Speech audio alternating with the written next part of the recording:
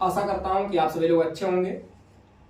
और अभी तक जो है हमने व्यंजनों के उच्चारण स्थान के बारे में पढ़ लिया है। पिछली कक्षा में हमने व्यंजनों के उच्चारण स्थान और उनके भेद के बारे में चर्चा की, जिसमें आप जो है उसके पहले की कक्षा में स्वरों के भेद के बारे में बातचीत कर चुके हैं। ठीक है, इसमें आपको ये पता चला कि ध्वनियों का वर्गीकरण किस प्रकार से किया गया है और उनका उच्चारण स्थान किस रूप में है, उस पर पूरी बातचीत हो चुकी है। आगे की जो कक्षा है इसमें हम कुछ और बिंदुओं पर बातचीत करेंगे, जिसमें आज एक टॉपिक है जिस पर हम बात करेंगे कि कोई भाषा अगर चल रही है और उस भाषा में जो नवीन जो शब्द आ रहे हैं, उस शब्द कहाँ से आते हैं, उन शब्दों की प्रक्रिया कैसे होती है, कैसे शब्दकोश में नए शब्द जुड़ते हैं और शब्दों के निर्माण में कुछ जो युक्तियां हैं वो कैसे जो है प्रयोग की जाती हैं। तो आज का जो हमारा टॉपिक है वो है शब्द निर्माण की युक्तियां। शब्द निर्माण की युक्तियां। शब्द निर्माण की जो युक्तियां हैं वो मुख्य रूप से 4 हैं। ठीक है, जिसमें आप जो है पहली युक्ति को आप कहते हैं, जो सबसे पहली सामान्य युक्ति आपकी प्रयोग होती है शब्द निर्माण के लिए, उसको आप कहते हैं संधि। उसके बाद समास और आगे चल करके उपसर्ग और फिर प्रत्यय। शब्द निर्माण की युक्तियों के बारे में बात करें तो संधि, समास, उपसर्ग और प्रत्यय, ये 4 जो है युक्तियां हिंदी में प्रयोग की जाती हैं जो शब्द का निर्माण करती हैं। ठीक है, अब बात करते हैं हम संधि पर, क्योंकि हमारी जो पहली युक्ति है वो संधि है और हम संधि के बारे में ही पढ़ेंगे। ठीक है, संधि पहले इसके बारे में चर्चा कर लेते हैं। संधि शब्द है क्या और कैसे कैसे चीजें आगे इसमें बढ़ती हैं। संधि शब्द का अगर अर्थ देखें तो इसका जो शाब्दिक अर्थ है वो होता है योग, या आप उसे कहते हैं जोड़। संधि शब्द का अब अगर इसकी परिभाषा की बात करें, जो कक्षा 6, 7, 8, 9, 10, 11, 12 में देखी जाती है, जो बच्चे कॉपी में भी लिखते हैं या परीक्षा में कभी कभार पूछ भी दिया जाता है छोटे क्लासों में कि संधि की परिभाषा क्या है या संधि किसे कहते हैं, तो वो भी मैं लिख देता हूं कि 2 वर्णों के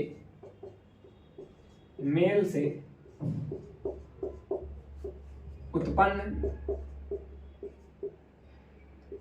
विकार या परिवर्तन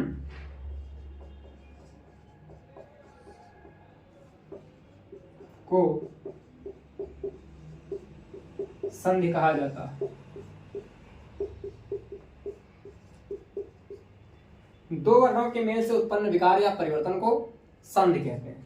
ठीक है, इसमें जो है कुछ शब्द प्रयोग किए गए हैं। एक शब्द है 2 वर्णों के मेल से, 2 वर्णों का जो मेल है, यानी कि 2 वर्णों के मेल से, 2 वर्णों के योग से, उनके जुड़ने से उत्पन्न विकार। कोई विकार होता है, जिसे आप विकार कह लीजिए या परिवर्तन कह लीजिए। विकार का अर्थ ही होता है परिवर्तन या चेंज। ठीक, और उसी परिवर्तन को, उसी विकार को आप क्या कहते हैं, संधि कहते हैं। अब बात ये कर लेते हैं कि ये जो 2 वर्ण मेल कर रहे हैं, ये 2 वर्ण कौन होंगे, 2 वर्ण कौन होंगे, ये भी ध्यान रखिए। प्रथम यानी कि पहले शब्द का अंतिम वर्ण, ध्यान रखिएगा, मैं वर्ण की बात कर रहा हूं, वर्ण का मतलब अक्षर से है यहां पर, और मेल किससे होगा, द्वितीय शब्द के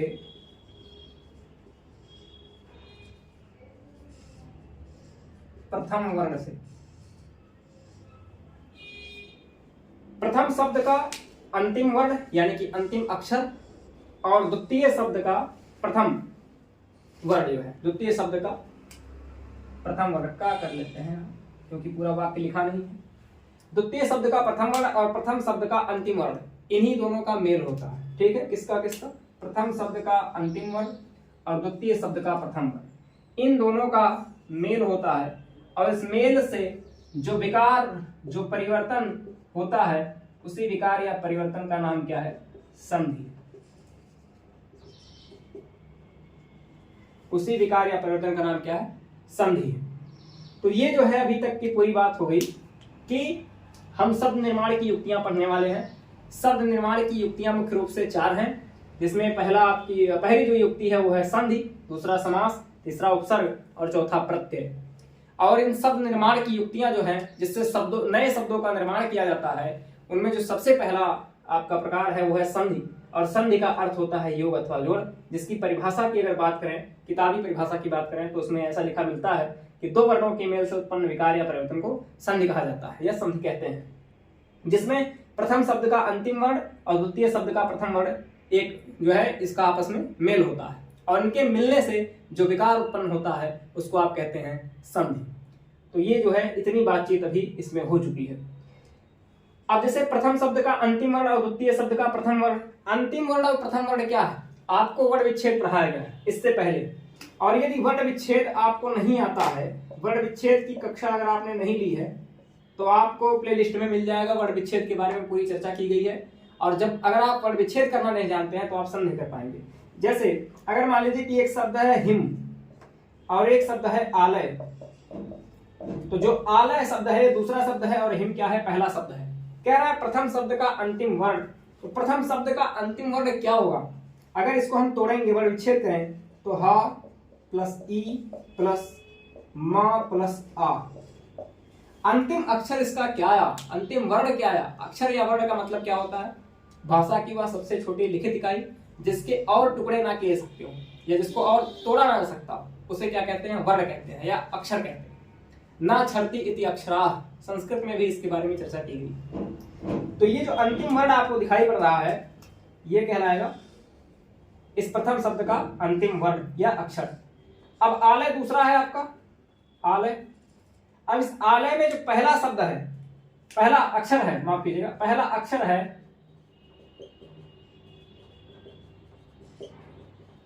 ये इसका वर्ण विच्छेद हो गया। अब इसका वर्ण विच्छेद अगर आपने कर लिया तो ये जो पहला आपको वर्ण दिख रहा है इसका मेल इससे हो जाएगा, यानी कि यहां पर आ और आ मिलकर के बड़ा आ हो रहा है, ये विकार हुआ और इसी को आप क्या कहते हैं? संधि कहते हैं। तो ये एक सामान्य इसका परिचय हो गया, किसका? संधि का।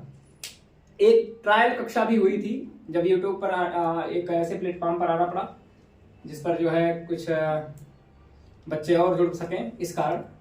तो उसमें कुछ बातें ऐसी भी थी कि पहले बहुत सारी चीज़ों को संयोजित करना पड़ा, ठीक करना पड़ा, तब जो है ये कक्षा आप देख पा रहे हैं। और ऐसे भी अभी बहुत ज़्यादा तकनीकी रूप से समृद्ध नहीं हुई ये क्लास। कारण ये है कि उतनी अभी सुविधाएं या साधन उपलब्ध नहीं है। फिर भी जो भी उपलब्ध है, जितना भी हो पाया है टूटा फूटा, उस हिसाब से आपको देखने को मिल रहा है। दूसरी बात यह है कि उसमें जो ट्रायल कक्षा हुई थी देखने के लिए कि वीडियो पहले अपलोड हो पा रहा है सही से कि नहीं हो पा रहा है, उसमें एक ट्रायल कक्षा संधि के बारे में डाली थी और उसमें कुछ विशेष जानकारी इसके बारे में पहले भी मैं दे चुका हूँ। अगर आप चाहें तो कक्षा भी देख सकते हैं, अन्यथा आपको यहाँ भी पूरी जानकारी मिल गई है, ठीक है।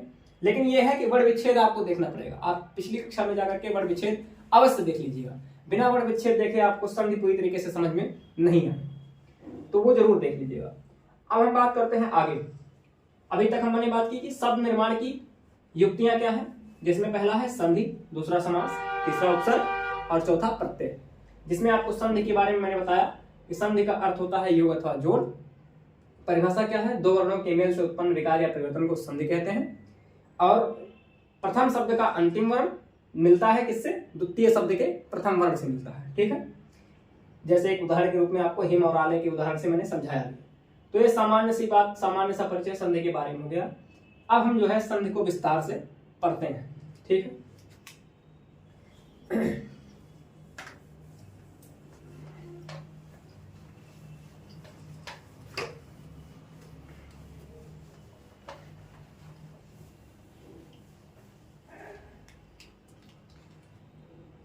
देखिए संधि को अब विस्तार से पढ़ने में अगर बात करें पहले संधि की, तो पहले यही आ जाता है संधि के भेद कितने हैं। संधि के भेद,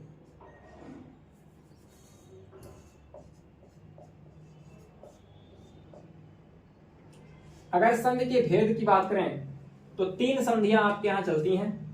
एक चलती है आपकी स्वर संधि,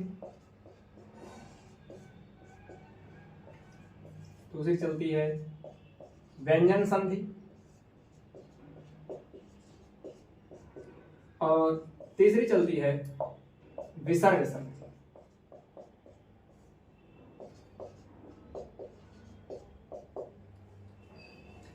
स्वर संधि कब हो सकती है, व्यंजन संधि कब हो सकती है और विसर्ग संधि कब हो सकती है, इस पर बात करेंगे। लेकिन इससे पहले आप वर्णमाला पर एक बार वापस आइए कि हमारे पास जो है वर्णमाला में क्या स्थिति रही। वर्णमाला में क्या था भाई, स्वर संधि थी। स्वर आप पढ़ते हैं वर्णमाला में, व्यंजन पढ़ते हैं और अयोगवाह पढ़ते हैं। क्या क्या पढ़ते हैं, स्वर पढ़ते हैं, व्यंजन पढ़ते हैं और अयोगवाह पढ़ते हैं। अयोगवाह में मैंने बताया था अंक और आहा होते हैं, दो वर्ण होते हैं। अयोगवाह जब आप पढ़ते हैं तो वहां पर आपको दो वर्ण देखने को मिलते हैं, एक मिलता है आपको अंक और एक मिलता है आपको आहा। अंक अनुस्वार कहलाता है और इसको आप विसर्ग कहते हैं।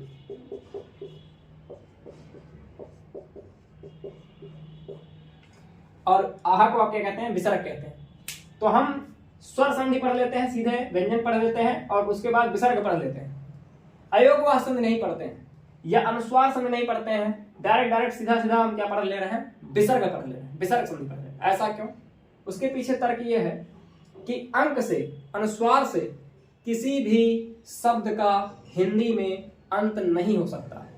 हिंदी में किसी भी शब्द का अंत अनुस्वार से नहीं होता है। जब भी अनुस्वार का प्रयोग करेंगे, जैसे मान लीजिए हमने अनुस्वार लगा दिया, एक शब्द है शिवम, एक शब्द है शुभम,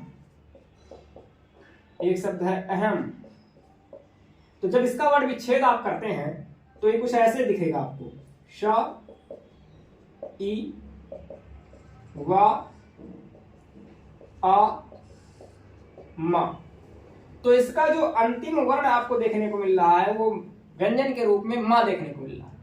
और जैसे ही व्यंजन के रूप में आपको मां देखने को मिलेगा, यह तुरंत जो है व्यंजन संधि का उदाहरण हो जाएगा। किसका उदाहरण हो जाएगा, व्यंजन संधि का। यानी कि अनुस्वार के रूप में हो ही नहीं पाएगा अंतिम में, और ना हो पाने के कारण इससे कोई संधि बन ही नहीं सकती। और जब संधि नहीं बन सकती, इस कारण अयोगवाह संधि कहना उचित नहीं था। इसीलिए सीधा सीधा हमने पढ़ा स्वर संधि, व्यंजन संधि और विसर्ग संधि। ठीक, अब हम बात करते हैं कि स्वर संधि कब हो सकती है, विसर्ग संधि कब हो सकती है और व्यंजन संधि कब कब हो सकती है। स्वर संधि की अगर बात करें तो इसमें खाली एक ही कह सकते हैं कि नियम है कि स्वर का मेल स्वर से होना चाहिए। जब किसी स्वर वर्ण का मेल किसी दूसरे स्वर वर्ण से हो जाए तो वहां स्वर संधि होती है। अगर आप चाहें इसे लिखना तो लिख भी सकते हैं, या ऐसे भी आप चाहें लिखना स्वर प्लस स्वर, तब भी आपको बात समझ में आ जाएगी। जब स्वर का मेल स्वर से होगा तो स्वर संधि, जब स्वर का मेल व्यंजन से हो जाएगा तो भी स्वर संधि नहीं, तब व्यंजन संधि। स्वर का मेल व्यंजन से हो जाए तो व्यंजन संधि, स्वर का मेल व्यंजन से हो जाए तो व्यंजन संधि।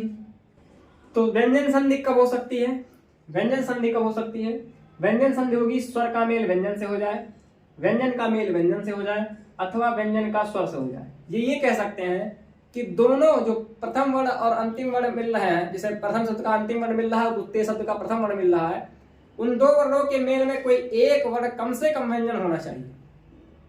यदि एक व्यंजन है तो सीधी बात है कि व्यंजन संधि है, अगर दोनों है तो और अच्छी बात है। ठीक, अब तीसरा जो आपका बचता है वो बचता है विसर्ग संधि।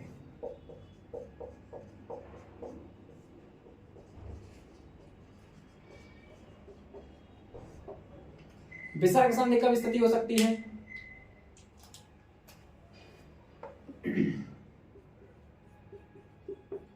विसर्ग का मेल स्वर से अथवा व्यंजन से हो जाए,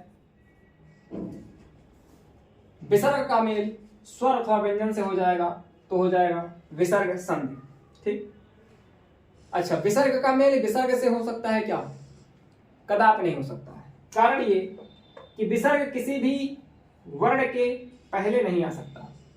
अब मान लीजिए कोई वर्ण है जिसके अंतिम में विसर्ग आ गया, प्रथम शब्द है कोई, इस शब्द के अंतिम में विसर्ग आ गया, तो द्वितीय शब्द के प्रथम में तो विसर्ग कभी आ ही नहीं सकता, पहला वर्ण तो हो ही नहीं सकता, क्योंकि किसी अक्षर के बाद ही विसर्ग लगेगा। और यही कारण है कि विसर्ग का मेल विसर्ग से नहीं हो सकता। तो विसर्ग का मेल किससे हो सकता है? या तो स्वर से होगा या तो व्यंजन से होगा। तो ये आपकी तीनों संधियों की स्थितियां हैं कि तीनों संधियां कब कब हो सकती हैं।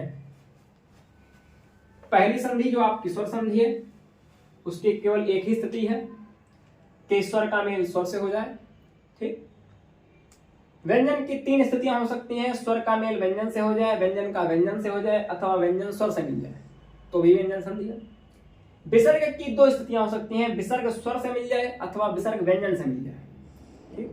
तो ये बात है, और कोई इसकी स्थिति नहीं हो सकती है। तो ये कुछ स्थितियां रही हैं कि स्वर संधि कब होगी, व्यंजन संधि कब होगी और विसर्ग संधि कब होगी। अब हम पहले संधि जो आपकी स्वर संधि है इसके बारे में पढ़ेंगे। ठीक है।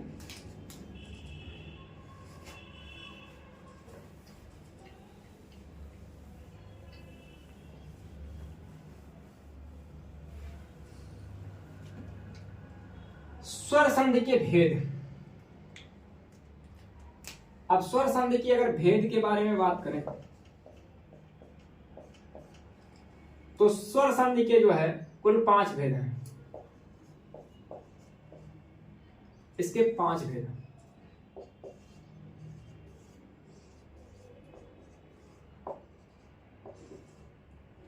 पांचों का मैं नाम लिख दे रहा हूं। दीर्घ स्वर संधि,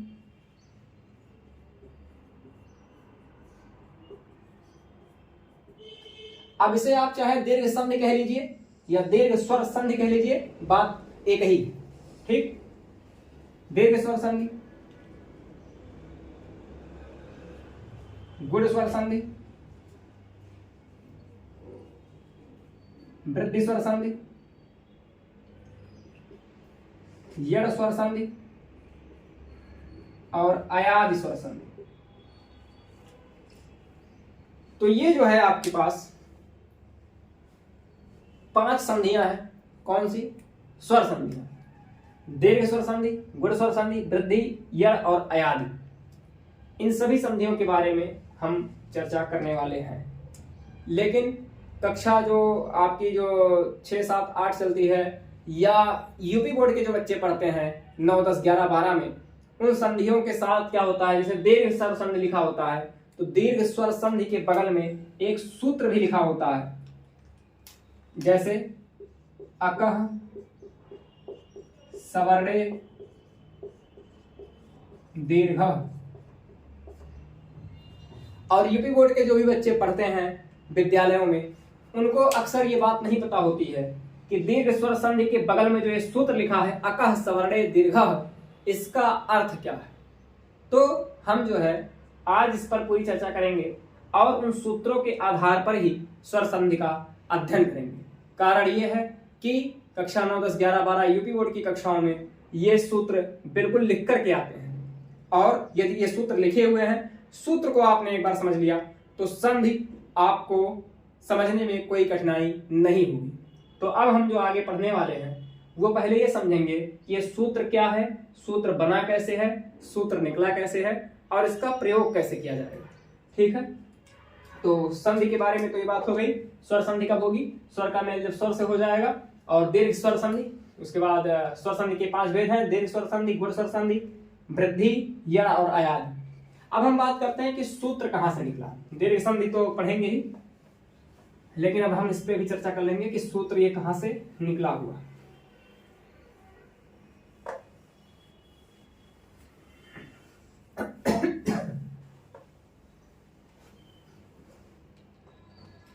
देखिए, हिंदी की जो संधि की व्यवस्था है, खासकर स्वर संधि की, वो पूरी तरीके से संस्कृत व्याकरण से ली गई है, पूरी तरीके से।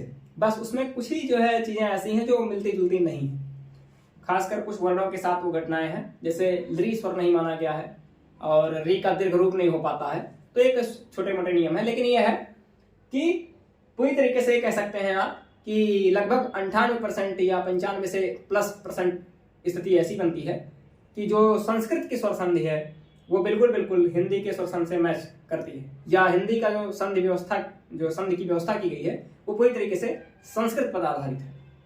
तो संस्कृत पर आधारित है, इसलिए संस्कृत की कुछ बातें हमको यहाँ पर करनी होंगी और संस्कृत के बारे में थोड़ी जानकारी रखनी होगी। देखिए, संस्कृत व्याकरण में मैंने पहले बताया था कि पाणिनि माने गए, परिचयात्मक कक्षा में इस पर चर्चा हुई थी। तो पाणिनि जो है, महर्षि पाणिनि व्याकरण शास्त्री रहे हैं, व्याकरण रहे हैं, और उन्होंने भगवान शिव की तपस्या की थी। भगवान शिव की तपस्या की और भगवान शिव, भगवान शंकर प्रसन्न होते हैं। भगवान शिव का एक नाम नटराज भी है। नटराज का अर्थ होता है नृत्य का देवता, तो नृत्य का देवता, नृत्य की कलाएं जो है उनसे निकली हुई। महर्षि पाणिनि भगवान शिव की आराधना करते हैं, और आराधना जब कर लेते हैं तो उससे भगवान शिव उनकी तपस्या से प्रसन्न हो जाते हैं, उनकी पूजा से प्रसन्न हो जाते हैं, और प्रसन्न होकर के वो नृत्य करते हैं और डमरू बजाते हैं।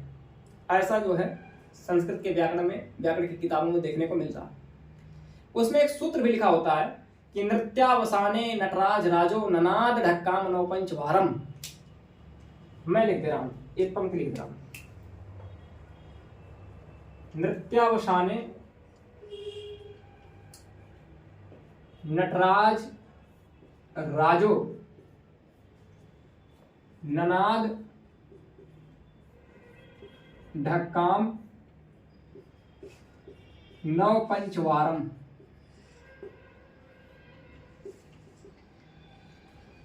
नृत्यावसाने, नृत्यावसाने, नृत्य के अवसान में, नृत्य का मतलब डांस, नृत्य नाच, नाचते समय, अवसान का मतलब समय, नृत्य के अवसान में, नृत्य के समय में नटराज, नटराज का मतलब भगवान शिव, नृत्य के जो देवता हैं, नृत्य के समय भगवान नटराज, नटराज राज, नृत्य के देवताओं के जो, नृत्य के जो राजा हैं, नृत्यावसाने नटराज राजो ननाद, ननाद का मतलब बजाते हैं, ढक्काम का मतलब डमरू, नव पंचवारम का मतलब 9 और 5 बार, और 9 और 5 अगर आप गिनती करेंगे, इनको जोड़ेंगे तो 9 और 5 मिलाकर के 14 हो जाते हैं। नृत्यावसाने नटराज राजो ननाद ढक्काम नवपंचवारम। नृत्य के अवसान में भगवान नटराज, ननाद मतलब बजाते हैं, ढक्काम मतलब डमरू, 9 पंचवारम का मतलब 9 और 5 बार बजाते हैं, और 9 5 जब बजाते हैं तो 14 बार की ध्वनि निकलती है। और हर बार जब एक बार ध्वनि निकलती थी तो उस ध्वनि से एक सूत्र निकलता था, उस सूत्र को कहा गया माहेश्वर सूत्र। और 14 बार बजा तो कुल कितने सूत्र निकले? 14 सूत्र निकले, और उन्हीं 14 सूत्रों को कहा जाता है शिव सूत्र या माहेश्वर सूत्र। 14 सूत्र निकले, इन 14 सूत्रों को माहेश्वर सूत्र कहा जाता है, माहेश्वर सूत्र, या इन्हीं को शिव सूत्र भी कहते हैं। कुछ लोग शिवजाल भी कहते हैं, और वर्ण समाम्नाय सूत्र भी कहा जाता है। वर्णों की उत्पत्ति यहीं से मानी गई है, इसलिए इसको यह नाम भी प्रदान किया गया है। अब ये जो 14 सूत्र हैं, इन 14 सूत्रों में क्या चीजें रही हैं, उन 14 सूत्रों को मैं लिख देता हूं। पहला जो सूत्र था वो था आ ई उ ड़। दूसरा अयुड़ री लृ क, लृलिक ए ओ ङ, ऐ औ च, ह य व र ट, ल ड़, ल ड़, य म न र न म। ये 7 हुए। 8वां था झ भ य, घ ढ ध स, ज ब ग ड द स ख ह छ ठ थ च ट त और व। श स स स श र स श। एक मिनट, यहां होगा क प य, फिर हो जाएगा स श श र, और ये 14वां जो सूत्र होगा वो होगा ह और ला, हल। ये 14 बार जो है डमरू बजाएगा और 14 सूत्र निकले। पहला सूत्र था अयुड़, दूसरा था ऋलिक एवं अयोच हैवरट लड़ या मांगालनम झा भाइया घा ढा ध स ज बा गा डा द श ख फ छ ठ थ च ट त व का प य श श और हल। ये 14 सूत्र जो है निकले भगवान शिव के डमरू से, जिसको लिखने का लिपिबद्ध करने का कार्य किया था महर्षि पाणिनि ने। ये 14 सूत्र निकले और इन 14 जो सूत्रों से उन्होंने कुछ प्रत्याहार बनाए। प्रत्याहार का मतलब होता है संक्षिप्त करना, संक्षिप्त रूप। जैसे ये जो आपके अंतिम वाले अक्षर दिख रहे हैं जिसमें मैंने हलंत का प्रयोग किया है, ठीक है, उनको सूत्र में कभी भी गिना नहीं जाता, उन वर्णों को गिनते नहीं, केवल उनका प्रयोग सूत्र को बनाने में किया जाता है। जैसे हमसे कहा जाए कि अच, तो अच का मतलब आ से लेकर के चा तक, अयुड़ के आ से लेकर के अयोच के चा तक की बात अगर करें तो इसे आप कहेंगे अच प्रत्याहार। ऐसे पाणिनि ने लगभग 42 प्रत्याहार बनाए, शॉर्टकट्स बनाए, ठीक है। अंग्रेजी भाषा में लोग गुड मॉर्निंग को जीएम कह देते हैं, कुछ ऐसा ही हाल है। और हमारे यहाँ संस्कृत में इस बात को लेकर के बहुत पहले पाणिनि ने बना दिया था शॉर्टकट्स, जिसको आप प्रत्याहार कहते थे। तो अयुड़ के आ से लेकर के अयोच के चा तक की अगर बात करेंगे तो इसमें सीधा आप कह सकते हैं अच। इतना कहने की जरूरत नहीं है कि अयुड़ ऋलिक एवं अयोच, इतना कहने से अच्छा है सीधा आप कह दीजिए अच। अब अच का मतलब ये हुआ कि अयुड़ के आ से लेकर के अयोच के चा तक की पूरी बात हो गई और इसमें सारे स्वर आ गए।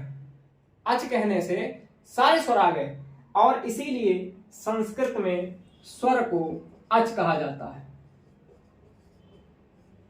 और अच में अंत जोड़ देने से जब ये व्यंजन संधि होती है तो इसको कहा जाता है अजंत। ये आगे चल करके बन जाता है अजंत। अब ऐसे ही हैवरट के हा से लेकर के और सबसे अंतिम सूत्र 14वें सूत्र हल के ला तक की बात करें तो इसको एक साथ आप कह देते हैं हल। और हल में सारे व्यंजन आ जाते हैं, संस्कृत के व्यंजन वर्ण, और इसीलिए संस्कृत में व्यंजन को हल कहा जाता है। और हल में अंत जोड़ देने से शब्द बनता है हलंत। और आप कहते हैं कि यह हलंत वर्ण है। जैसे अभी यहां पर लगाया है चिन्ह तो आप कहते हैं यह हल चिन्ह है, हलंत चिन्ह है। तो हल चिन्ह का मतलब क्या कि ये स्वर नहीं, इसमें स्वर निहित नहीं है। ये खाली जैसे अगर आप का लिख दें कहीं पर, ऐसे का लिख दिया आपने, यहां लगा दिया, तो इसका मतलब इसमें आ नहीं मिला हुआ, इसलिए यहां पर हल चिन्ह लगा है और ये हलंत है। और हलंत शब्द क्या होता है, जैसे मान लीजिए हमने कहा कि शिवम, ये लगा दिया आपने, तो ये जो शब्द है ये हलंत शब्द है, यानी कि हल अर्थात व्यंजन से खत्म होने वाला शब्द। अगर यही हलंत ना होता, ये जैसे अगर कोई शब्द मान लीजिए राम था, तो राम में लास्ट में आ रहा है यानी कि स्वर आ रहा है, स्वर यानी कि अच आ रहा है, और अच से यानी कि स्वर से खत्म होने वाले शब्द को अजंत शब्द कहते हैं। तो राम जो है अजंत शब्द है, जबकि शिवम शुभम ये सब हलंत शब्द है। ठीक, तो ये बात हुई। क्योंकि संस्कृत में स्वर को अच कहा जाता है, व्यंजन को हल क्यों कहा जाता है, क्योंकि अयुड़ के आ से लेकर के अयोच के चा तक में सारे स्वर आ जाते हैं, और हैवरट के हा से लेकर के हल के ला तक हल कह देने से सारे व्यंजन आ जाते हैं। तो इसलिए ये संस्कृत की वर्णमाला में जो प्रत्याहार थे, उस प्रत्याहार के आधार पर उसको अच या हल कहा गया। अब हम बात करते हैं अपने काम की बात। हमको स्वर संधि खाली पढ़नी है। अब जब स्वर संधि खाली पढ़नी है तो हमको इन सारे सूत्रों से कोई मतलब तो है नहीं, जितने में स्वर है खाली उससे मतलब है। यानी कि 4 सूत्र हमारे लिए महत्वपूर्ण है। और वो 4 सूत्र कौन कौन से हो सकते हैं भाई?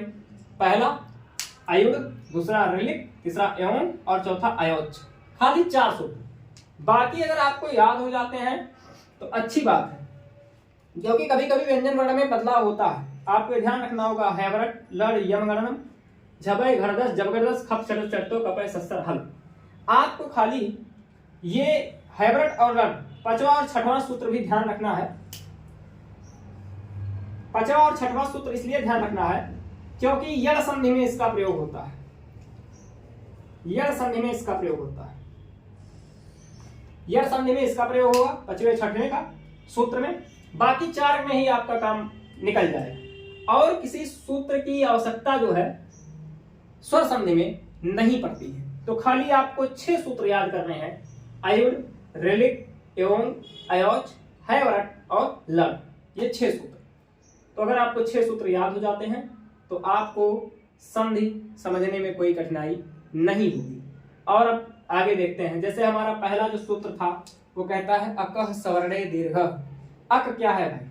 अगर अब हम यहाँ पर अक की बात करें, बाकी सूत्रों को मैं मिटा देता हूँ क्योंकि हमारे काम के खाली यही 6 सूत्र हैं संधि के हिसाब से, स्वर संधि के हिसाब से। बाकी व्यंजन संधि में प्रयोग जरूर होते हैं, लेकिन व्यंजन संधि का मेल ज्यादा हिंदी व्याकरण में है नहीं संस्कृत से। खाली स्वर एकदम बिल्कुल वैसे चलता है स्वर संधि, इसीलिए इसको इससे बता दे रहा हूं। तो ये आपके जो है 6 आपके जो है सूत्र बचे, जिसमें कह रहा है जो आपका दीर्घ संधि है, जो कक्षा 10 के विद्यार्थी पढ़ते हैं, दीर्घ संधि।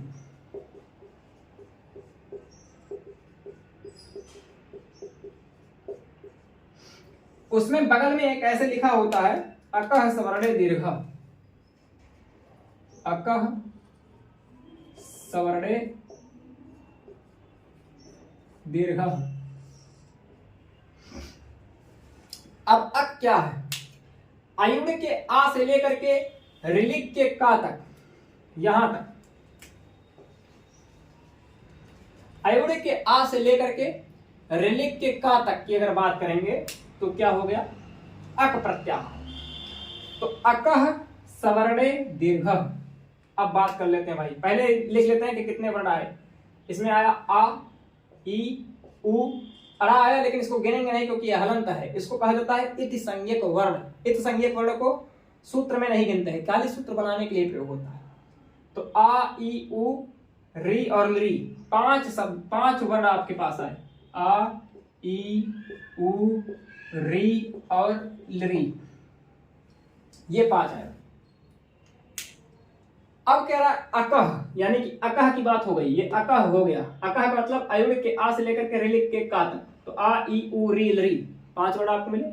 सवर्णे, अगर यह सवर्ण से मेल करता है, और सवर्ण क्या होता है? समान वर्ण। समान वर्ण यानी कि सजातीय, जो एक जाति का हो। और एक जाति का मतलब, जब आपको स्वर का भेद बताया है मैंने, तो उसमें बताया है कि सजातीय स्वर क्या है, विजातीय स्वर क्या है, सवर्ण स्वर क्या है, अवर्ण स्वर क्या है। अगर आपने वो कक्षा नहीं देखी है तो आप पीछे जाकर के देखिए, नहीं तो समझ नहीं समझ में।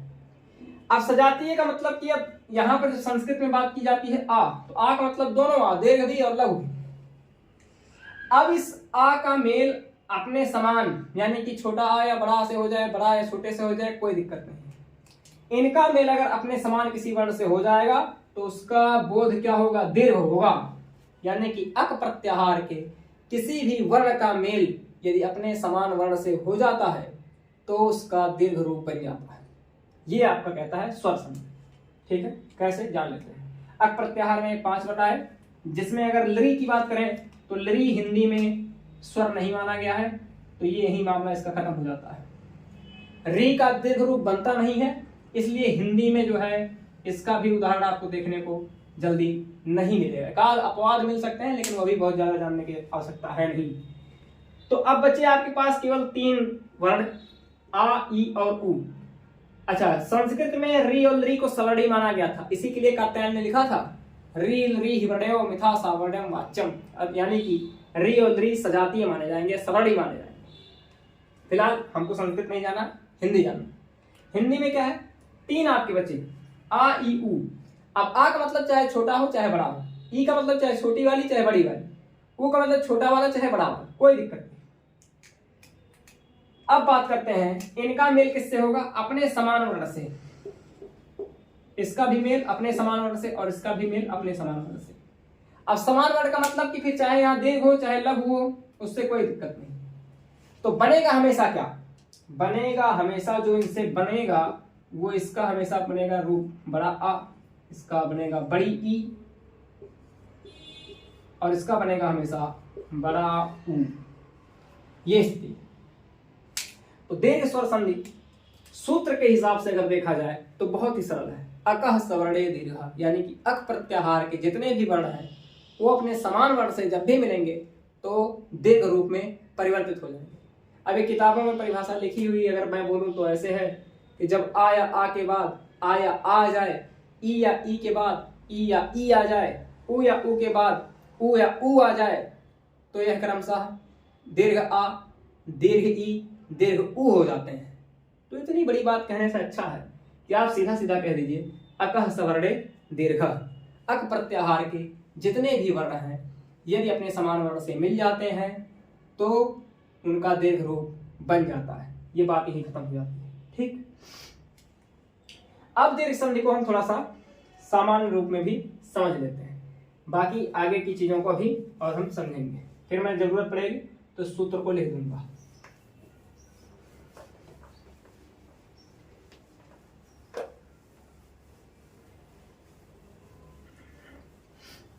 अगर आपको सूत्र से ना समझ में आया हो तो अब जो आप सीखेंगे वो बिना सूत्र के भी सीख लीजिए कि दीर्घ स्वर संधि कैसे काम करती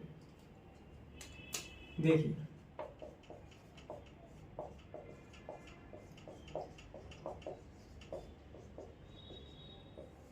आपको बताया अकः सवर्णे दीर्घ,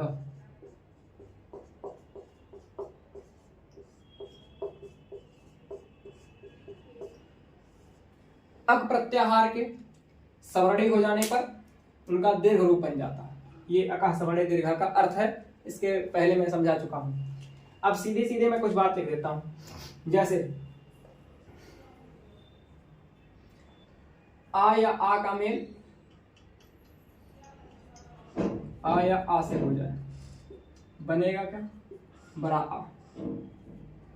ई या ई का मेल ई या ई से हो जाए तो दीर्घ। उ या उ का मेल उ या उ से हो जाए तो दीर्घ उ। ये एक चार्ट है, इस चार्ट से ही दीर्घ संधि को आप समझ सकते हैं। और अगर आप लिखना चाहेंगे भाई तो फिर आप लिख भी सकते हैं कि जब आया आ के बाद आया आ जाए तो बड़ा आ बनता है। ठीक, तो उतना मुझे लगता है कि लिखने की कोई आवश्यकता नहीं है, आप खाली एक चार्ट बना लेंगे तब भी बात पूरी हो जाएगी। ठीक है, अब इसमें समझने वाली बात यह है कि छोटा आ से मिल जाए तब भी बड़ा आ बड़े आ से मिल जाए तब भी बड़ा आ, छोटा आ बड़े आ से मिल जाए तब भी बड़ा आ छोटे आ से मिल जाए तब भी बड़ा आ। तो ये 4 स्थितियां हैं और इन 4 स्थितियों के अलावा कोई 5वीं स्थिति नहीं हो सकती है। क्या क्या हो सकती है, छोटा आ बड़े आ से मिल जाए, छोटा आ छोटे आ से मिल जाए, बड़ा आ छोटे से मिल जाए और बड़ा आ बड़े से मिल जाए। हो जाए किसी स्थिति में कुछ भी हो जाए, बनेगा क्या हर स्थिति में, बड़ा आ ही बनेगा। ठीक है, तो ये ध्यान रखना। सेम कंडीशन यहां पर भी है, छोटे ई से मिल जाए तब भी बड़ी ई, बड़ी से मिल जाए तब भी बड़ी ई, छोटी बड़ी से मिल जाए तब भी बड़ी और बड़ी छोटी से मिल जाए तब भी बड़ी।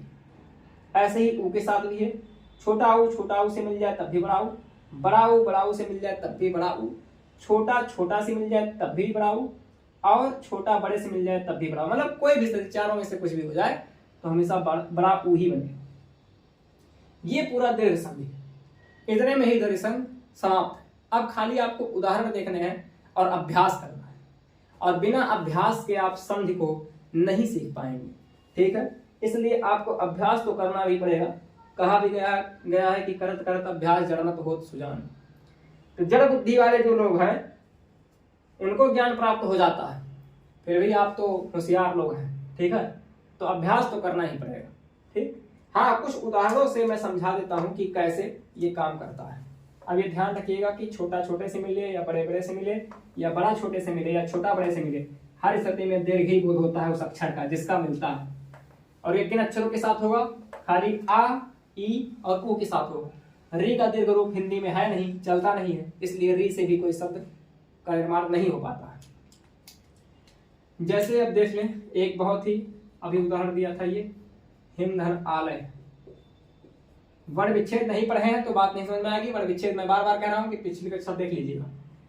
अब हिम में अगर देखेंगे तो लास्ट वाला जो वर्ण है वो आपका आ है, जो अंतिम अक्षर इसका आएगा वो आ आएगा, और यहां पर आपको सीधा सीधा बड़ा आ दिख रहा है।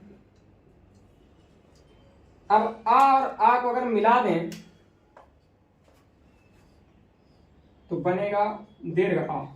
छोटा बड़े से मिल जाए तो बड़ा आ बन गया। अब बचा यहां पर क्या? यहां बचा है भाई खाली लय, और इधर क्या बचा? अगर मां में से आ निकल गया तो खाली हिम बचा हलंत के साथ। अब खाली इसको आपको जोड़ देना है। देखिए कैसे जोड़ेंगे। हिम आपका था, हिम हमने लिखा हलंत था, लेकिन बड़ा आ की मात्रा जैसे लगी हलंत गायब हो गया, बड़ा आ की मात्रा में लगा दी और लय खाली लिख दिया, तो ये जो शब्द बना वो बना हिमालय। ठीक, हिमधन आलय बराबर हिमालय। तो ये आपकी दीर्घ संधि की उदाहरण है। और कुछ उदाहरण जो है देख लेते हैं दूसरे शब्दों में, जैसे ई का भी देख लेते हैं। एक उदाहरण आपका ये हो, अगले उदाहरण की बात करते हैं। जैसे और एक उदाहरण है रवि धन ईस। यहां पर आपका अंतिम अक्षर है छोटी ई, यहां पर आपका बड़ी ई है, और छोटी ई अगर बड़ी ई से मिलती है तो बनेगा क्या भैया? बड़ी ई बनेगा। अब यहां बचा क्या? यहां बचा खाली श, और यहां बचा रब, क्योंकि ई निकल चुका था तो रब, ये स्वर रहित हो गया। अब इसको खाली जोड़ देना है आपको, और जोड़ेंगे कैसे? ये आपने लिखा रब। अब रब तो आधा था, लेकिन जब बड़ी की मात्रा लग गई तो ये पूरा हो गया, और बड़ी की मात्रा लगाएंगे कैसे? ऐसे लगाएंगे आप। और यहां क्या बचा? सा आपको खाली लिख देना है, और अगर इसको आप मिलाएंगे तो ये पूरा हो जाएगा रवीस। ठीक, एक ऊ वाला उदाहरण भी देख लेते हैं कि ऊ का उदाहरण में क्या होता है।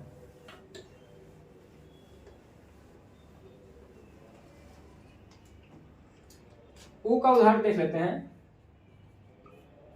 लघुधन ऊर्मी। यहां पर आपने किया ऊ, और यहां आपका बड़ा ऊ निकला। छोटा ऊ अगर बड़ा ऊ से मिलेगा तो बनेगा क्या? बड़ा ऊ। और यहां बचा क्या? रमी बचा। रा अगर यहां लगाएंगे तो आधा आधे रूप में आपको दिखेगा, और आधे होने के कारण ये ऊपर चला जाता है। ठीक है, और यहां आपका बचा क्या? लघ बचा। ठीक, क्योंकि ऊ तो निकल चुका था। अब खाली जोड़ना है आपको। ये लघ था, लघ जोड़ दिया, और ये बड़ा ऊ की मात्रा अगर इस पे लगा देंगे हम, क्योंकि व्यंजन की प्रवृत्ति होती है वो आधा होता है, और जैसे ही उस स्वर के संपर्क में आता है तुरंत उसको उससे मिल करके वो पूरा होना चाहता है। जैसे ही आधा वाला स्वर, आधा वाला वर्ण जो है व्यंजन वर्ण मिला स्वर से, तुरंत ही अपने आप को पूरा कर लिया मिला करके उसकी मात्रा, तो ये बड़ा ऊ की मात्रा लग गई। और बचा क्या? रमी बचा आपका, जैसे जिस अकॉर्डिंग लिखा हुआ है बस खाली आपको ऐसे लिख देना है। तो ये पूरा शब्द बना क्या? लघूर्मी। ऐसे ही बहुत सारे उदाहरण आपकी अपनी किताबों में, आपके पाठ्यक्रम में मिल जाएंगे। उन सारे उदाहरणों को ऐसे तोड़ करके देखने का प्रयास करिएगा और उसको जोड़ने का प्रयास करिएगा, संधि करने का प्रयास करिएगा। अब इसी शब्द को अगर हम फिर से तोड़ देंगे, अलग अलग कर देंगे, तो वही विच्छेद कहलाने लग जाता है। तो संधि विच्छेद क्या है, विच्छेद के बारे में भी जान लीजिए भाई। संधि विच्छेद क्या है?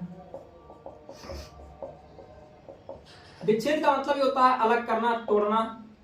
हमने संधि किया, ये देखिए दो अलग अलग शब्द थे, इसको हमने उसके अलग अलग वर्णों को निकाल करके अलग अलग चीजों को रखा और उसको जोड़ दिया, संधि कर दिया।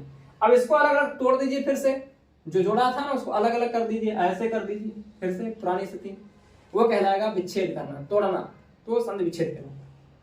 तो दीर्घ संधि आज की आपकी कक्षा में पूरी हो गई, ठीक है। मेरे हिसाब से केवल एक एक उदाहरण ही मैं दे रहा हूं, समय क्योंकि बहुत ज्यादा इस पर देना मुझे लगता है कि ठीक नहीं है। आपको नियम अगर पता चल गया है तो सभी नियम इसी पर लागू होते हैं। और यदि किसी शब्द में कहीं समस्या होगी तो उस शब्द को आप कमेंट बॉक्स में जरूर डाल दीजिएगा कि इस शब्द का आप जो है सर चर्चा कर दीजिए, इस शब्द के बारे में बता दीजिए कैसे इसकी संधि हो गई है। या तो आप मुझे व्यक्तिगत भी भेज सकते हैं, ठीक है, मेरी ईमेल आईडी पर, जो कि आपको डिस्क्रिप्शन में मिल जाती है, ठीक है। तो ये चीजें हैं, आप इसके आधार पर चीजों को समझ लीजिएगा। दीर्घ संधि की पूरी कक्षा जो है, अभी तक दीर्घ संधि के बारे में मैंने चर्चा की और दीर्घ संधि के बारे में बता दिया। आपकी 4 संधियां और स्वर संधि में बच रही हैं। गुण संधि बच रही है, गुण के साथ आपका जो है फिर वृद्धि, वृद्धि के बाद आपका यड़ और अयादि, और इन दोनों को साथ साथ पढ़ाऊंगा, यानी कि वृद्धि, गुण और वृद्धि को एक साथ, यड़ और अयादि को एक साथ। तो ये जो है हम कल की कक्षा में चर्चा करेंगे कि वृद्धि और जड़ संधि के बारे में, और माफ कीजिएगा गुण संधि के बारे में, वृद्धि संधि के बारे में, यड़ और अयादि के बारे में अगली कक्षा में चर्चा करेंगे। तब तक के लिए धन्यवाद।